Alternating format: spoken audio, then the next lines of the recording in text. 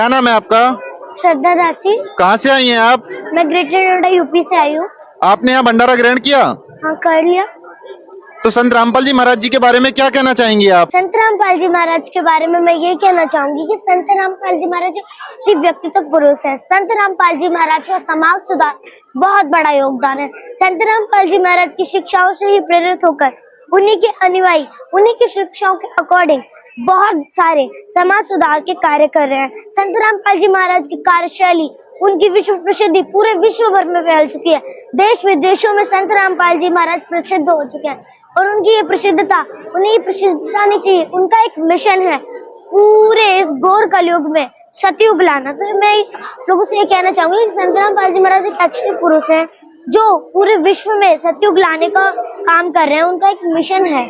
हाँ, तो हम लोगों को इस मिशन को आगे बढ़ाना है। तो पूरे यूथ से मेरी ये रिक्वेस्ट है कि संत रामपाल जी महाराज के समाज सुधार कार्यों में अपना भी हिस्सा लें और संत रामपाल जी महाराज का ज्ञान समझकर उनके शरण में आए। तो गुड़िया, आप यहाँ बता रही है कि संत रामपाल जी महाराज जी का समाज सुधार में योगदान है, तो क्या योगदान किया है संत रामपाल जी महाराज जी ने? हमारे दर्शकों को बताइए। संत रामपाल जी महाराज ने बहुत सारे ऐसे कार्य किए हैं जो समाज सुधार में होते हैं, जैसे बाढ़ पीड़ितों की मदद करना, अपने ही आश्रम को कोरोना सेंटर बनाना और जो जिनको ब्लड की समस्या उनके लिए ब्लड डोनेट करवाना हम लोग करते हैं। संत रामपाल जी महाराज से ही करवाते हैं। हम लोग उनकी शिक्षाओं से प्रेरित होकर करते हैं। संत रामपाल जी महाराज का नशा मुक्त भारत बनाने का भी एक मिशन रहा है। एक दहेज रूपी कुरीति जिससे एक बेटी को बहुत ही महान कष्ट उठाना पड़ता है, उस दहेज रूपी कुरीति को जड़ से खत्म करना, युवाओं में नैतिक जागृति लाना, भ्रष्टाचार को खत्म करना, समाज में शांति व भाईचारा स्थापित करना और भी संत रामपाल जी महाराज के बहुत ही मुख्य उद्देश्य हैं। जैसे ये जो बुराइयां हमारे समाज में फैली हुई हैं, नशा, दहेज और जो ये गंदी गंदी हमें बच्चों को ही लत लग जाती है, उन सब लतों से छुटकारा पाना, ये सब संत रामपाल जी महाराज के मुख्य उद्देश्य और ये सब संत रामपाल जी महाराज कर रहे हैं। संत रामपाल जी महाराज की करनी और कथनी में अंतर नहीं है। संत रामपाल जी महाराज जो कहते हैं वो करते हैं। तो संत रामपाल जी महाराज के इस मिशन को वो आगे बढ़ाएंगे। मेरी पूरी यूथ से रिक्वेस्ट है, हाथ जोड़कर रिक्वेस्ट है कि आप प्लीज मेरी बात मानकर संत रामपाल जी महाराज का ज्ञान समझकर सत्संग सुन के उनकी शरण में आइए, उनके इस मिशन को आगे बढ़ाइए। तो गुड़िया, आपको इतनी छोटी सी उम्र में पढ़ाई लिखाई करनी चाहिए, मौज मस्ती करनी चाहिए, खेलना चाहिए, आप अभी से इस भक्ति मार्ग में क्यों लग गई हैं? भक्ति बुढ़ापे में की जाती है, अभी मौज मस्ती का टाइम है आपका। मानुष जन्म दुर्लभ है, मिले न बारंबार, तरवर से पत्ता टूट गिरे बहर न लगता डर। इस मानुष जन्म में बहुत दुर्लभ है, ये बार बार नहीं मिलता। हमें इस मानुष जन्म के जो टाइम को हम वेस्ट करते हैं, खेलते हैं, मौज मस्ती करते हैं, वीडियो गेम्स देखते हैं, गंदे गंदे काम करते हैं, हम लोग भक्ति नहीं करते। तो मैं आपसे ये रिक्वेस्ट कर रही हूँ बार बार कि इस टाइम को, इस प्राइम टाइम को, इस गोल्डन चांस को वेस्ट ना करके संत रामपाल जी महाराज की भक्ति में लगाएं। संत रामपाल जी महाराज कहते हैं मतलब हमें पढ़ाई भी करनी चाहिए, ऐसा नहीं है कि हम पढ़ाई ना करें, लेकिन हमें पढ़ाई के साथ साथ जो हमारे मानव जीवन का मुख्य उद्देश्य है उसे भी पूरा करना चाहिए कि हमें भक्ति करनी है, हमें मोक्ष भी प्राप्त करना है। पढ़ाई हम लोग अपने इस जीवन के लिए, इस टाइम के लिए कर रहे हैं क्योंकि हम बड़े होकर मतलब हमारी रोजी रोटी के लिए एक काम से हम पढ़ाई कर रहे हैं, लेकिन भक्ति जो हमारे मृत्यु के बाद भी साथ देगी। भक्ति हमारे जो हम लोग पढ़ाई इसीलिए करते हैं कि इस जीवन में हमें सुख मिलेगा। तो इस ऐसे जीवन में आना है क्यों जहाँ पे सुख के लिए इतने प्रयत्न करने पड़े। इससे अच्छा तो ये है कि भक्ति करके एक बार मोक्ष वाले। पढ़ाई भी करनी चाहिए, लेकिन मेरी ये भी रिक्वेस्ट है कि भक्ति भी कीजिए, इस टाइम को बर्बाद मत कीजिए, please not waste this time. तो गुड़िया, आपने मनुष्य जीवन के उद्देश्य के बारे में बताया, क्या है मनुष्य जीवन का उद्देश्य? मनुष्य जीवन का उद्देश्य है भगवान को प्राप्त करना, उस भगवान को प्राप्त करना जिसके शरीर में जाने के बाद ही जन्म मृत्यु का रोग कट जाए, हमेशा के लिए हमें संसार में न आना पड़े। तो मनुष्य जन्म का मुख्य उद्देश्य यही है कि हम लोगों को भगवान की भक्ति करके मोक्ष प्राप्त करना। बाकी काम हम अपने पेट के लिए, रोजी रोटी के लिए कर सकते हैं, पर जो मुख्य उद्देश्य है उसे भी पूरा करना। तो मैं यही कहना चाहूंगी, मनुष्य जन्म का मुख्य उद्देश्य भगवान को प्राप्त करना। तो गुड़िया, आपने संत रामपाल जी महाराज जी के बारे में इतनी अच्छी बातें बताई, और क्या कहना चाहती है संत रामपाल जी महाराज जी के बारे में? मैं संत रामपाल जी महाराज जी के बारे में बताना चाहती हूँ कि संत रामपाल जी महाराज की शिक्षाएं अर्थात एक वाणी है, मानुष जन्म दुर्लभ है, मिले न बारंबार, तरवर से पत्ता टूट गिरे बहर न लगता डर। इस बाड़ी में हमें ये समझाया गया है, एक एग्जाम्पल से हमें समझाया गया है कि जैसे एक पत्ता होता है, एक लीफ, वन लीफ, अगर वो एक बार पेड़ से टूट जाती है तो वो उस पेड़ में दोबारा नहीं लगती, और पत्तियां आती हैं, पर वो लीफ दोबारा फिर वैसे प्रोसेस से वैसे चल रही थी, वो दोबारा उसमें नहीं लगती। तो ऐसे अगर एक बार ये मानव जीवन हमारे हाथ से छूट गया तो हमें दोबारा मिलने वाला नहीं है। ये मानव जन्म बहुत दुर्लभ है, इसको हमें वेस्ट नहीं करना चाहिए। मेरी आपसे बार बार रिक्वेस्ट है कि इसे हमें वेस्ट नहीं करना चाहिए। हमें इसी प्राइम टाइम के रहते जल्द से जल्द भक्ति करनी चाहिए। गुड़िया, आपको इतने अच्छे तरीके से बोलने के लिए सिखाया गया है, कुछ पैसे दिए गए हैं कि संत रामपाल जी महाराज जी का आप गुणगान किए जा रही हैं? नहीं, मुझे कोई पैसा नहीं दिया गया। अब मेरे को कोई पैसा तो नहीं दिया गया, पर मैं ये चाहती हूँ कि पूरा यूथ ये भक्ति करे, क्योंकि सारे लोग दुखी हैं। किसी को यहाँ पर सुख नहीं है, किसी को 2 पैसे का जाता तो वो अपने को बड़ी अफलातून समझ लेता, पर उसमें भी उसे कितनी टेंशन रहती है। किसी को कोई सुख नहीं है। तो मैं ये कहना चाहूंगी कि पूरे समाज में किसी को सुख नहीं है। संत रामपाल जी महाराज की भक्ति साधना से यहाँ भी सुख, और मृत्यु के बाद तो हमें सतलोक में जाना ही है। तो हमें इस टाइम को वेस्ट नहीं करना चाहिए, हमें पर भक्ति करनी चाहिए। तो गुड़िया, सुख दुख की बात आप कर रही हैं, तो हम सुख कैसे प्राप्त कर सकते हैं? सुख हम ऐसे प्राप्त कर सकते हैं, देखो, सुख में हम लोगों को, अगर हमें 2 पैसे का सुख हो जाता है तो हम भक्ति भूल जाते हैं। परमात्मा की एक वाणी है कि ऐसे सुख के आग लगो जिससे भगवान दूर चला जाए। इसी प्रकार अगर हम लोगों को इतना ज्यादा सुख हो जाता है कि हम लोग भगवान भूल जाते हैं। लेकिन संत रामपाल जी महाराज कहते हैं कि उस सुख में भी थोड़ा सा दुख इसलिए बना रहा है कि हमें भगवान की याद बनी रहे। इसीलिए संत रामपाल जी महाराज जी ऐसी साधना बता रहे हैं जिनसे सुख प्राप्ति होती है, अन्यथा किसी भी साधना से कोई सुख प्राप्ति नहीं होने की। ये नकली धर्मगुरु जो भट्टा बैठा के बैठे हैं, इनकी साधनाओं से कुछ भी लाभ मिलने का नहीं है, इनसे कुछ भी साइड इफेक्ट होता है। इनकी भक्ति साधना से लाभ नहीं मिलता है। तो मैं आपसे पूरे यूथ से यही रिक्वेस्ट कर रही हूँ कि अगर सुख चाहिए यहाँ भी और मृत्यु के बाद भी, तो संत रामपाल जी महाराज की शरण में आइए और अपना कल्याण कराइए। तो गुड़िया, अभी आपने अन्य धर्मगुरुओं को नकली धर्मगुरु कहा, ऐसा क्यों कह रही हैं कि वो नकली हैं? ज्ञान तो वो भी दे रहे हैं और संत रामपाल जी महाराज भी दे रहे हैं, फिर आप उनको नकली क्यों कह रही हैं?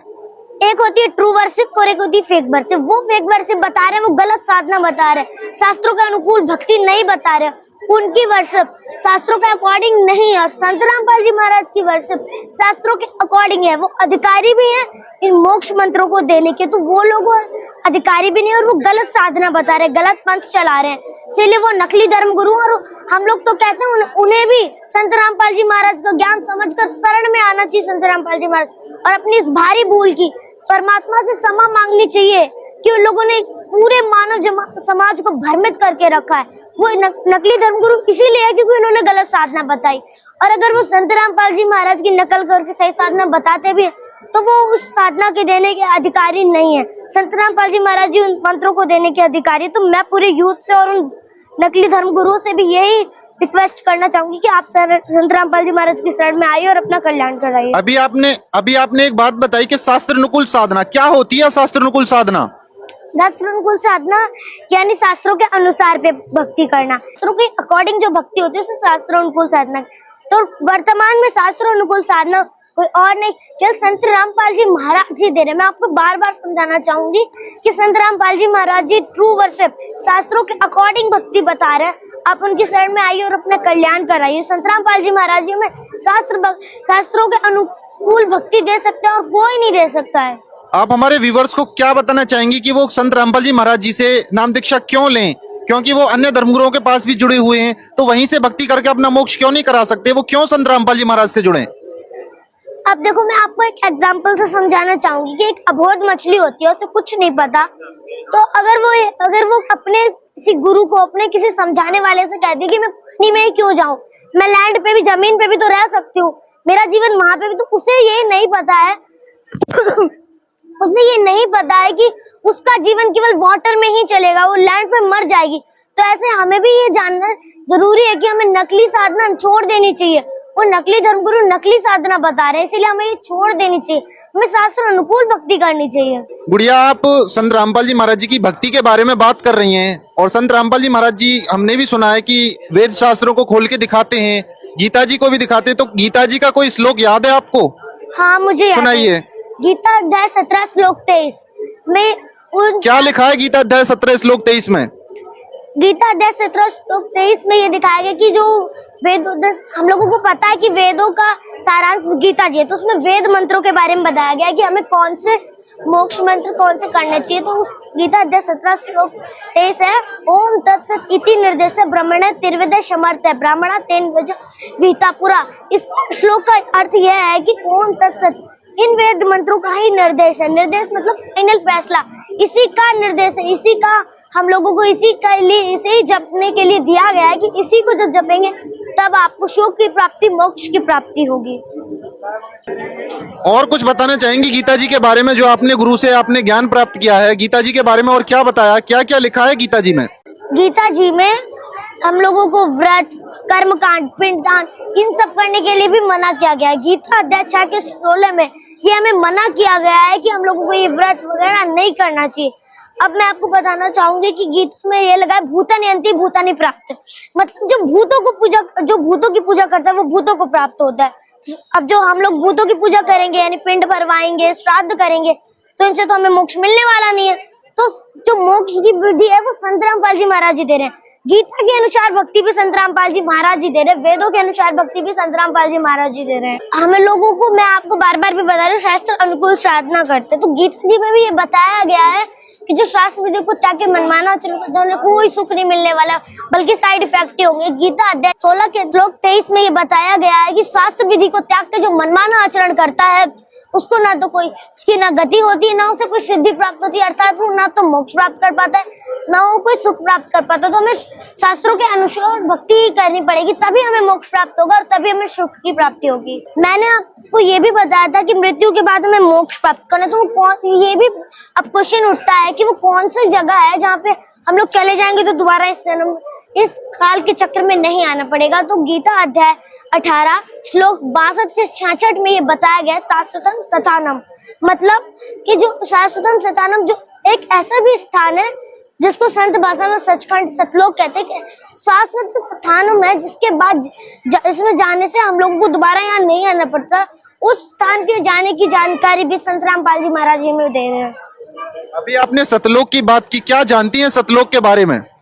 मैं सतलोक के बारे में ये जानती हूँ कि जो हम लोगों के जो कबीर साहब जी हैं वो कई संतों को मिले हैं, गरीबदास जी, नानक जी, मलुकदास जी और भी काफी सारे संत हैं। तो उन्हें अब उस लोक से अवगत होकर हमें यही बताया है सतलोक में वहाँ ऐसा स्थान है जहाँ ना हमें किसी के बारे में वहाँ बुरा सुना है, ना हमें वहाँ कोई कार्य करना पड़ता है, मतलब वहाँ पूरा सुख है, डेफिनेटली सुख ही है। हम लोगों को कोई काम नहीं करना पड़ता। तो हम लोग, हर व्यक्ति ये चाहता है कि कोई काम ना करना पड़े और सुख सारे मिले, तो वो इच्छा उसकी सतलोक से ही है। सतलोक में जाकर ही इसकी वो इच्छा पूरी होगी। तो मैं सतलोक के बारे में ये सब जानती हूँ। थैंक यू सो मच गुड़िया, आपसे मिलकर बहुत अच्छा लगा, आपने बहुत अच्छी बातें बताई। हमारे दर्शकों को लास्ट मैसेज क्या देना चाहेंगी? बस आप सब के जो भी आपके दर्शक हैं, मैं उन्हें यही बताना चाहूंगी, पूरे यूथ को, दर्शकों को ही नहीं, यूथ को, कि संत रामपाल जी महाराज की नाम दीक्षा लीजिए, उनका ज्ञान समझकर नाम दीक्षा लीजिए और अपना कल्याण कराइए। देखो अब हम लोगों को बहुत सारा दुख है, पूरा यूथ दुखी है, क्योंकि इस टाइम पे हम लोगों को जितना हम करते हैं उससे भी कम हमें सुख की प्राप्ति होती है। हमेशा हम लोग दुखी बने रहते हैं। हम लोग इतनी भक्ति साधना करते हैं तब भी हमें दुखी प्राप्त होता है। ये जो गॉड है, ये जो इतने सारे देवता हैं, हमारी हेल्प क्यों नहीं करते, ये क्वेश्चन उठता है मन में। तो हम लोग दुखी इसलिए क्योंकि हमारी जो वर्शिप है वो गलत है। तो सही वर्शिप केवल संत रामपाल जी महाराज ही दे रहे हैं। तो संत रामपाल जी महाराज का ज्ञान अगर आप नहीं सुन पा रहे तो संत रामपाल जी महाराज की कुछ पुस्तकें भी हैं, जीने की राह, ज्ञान गंगा, गीता तेरा ज्ञान अमृत, इस प्रकार की इत्यादि उनकी और भी पुस्तकें हैं।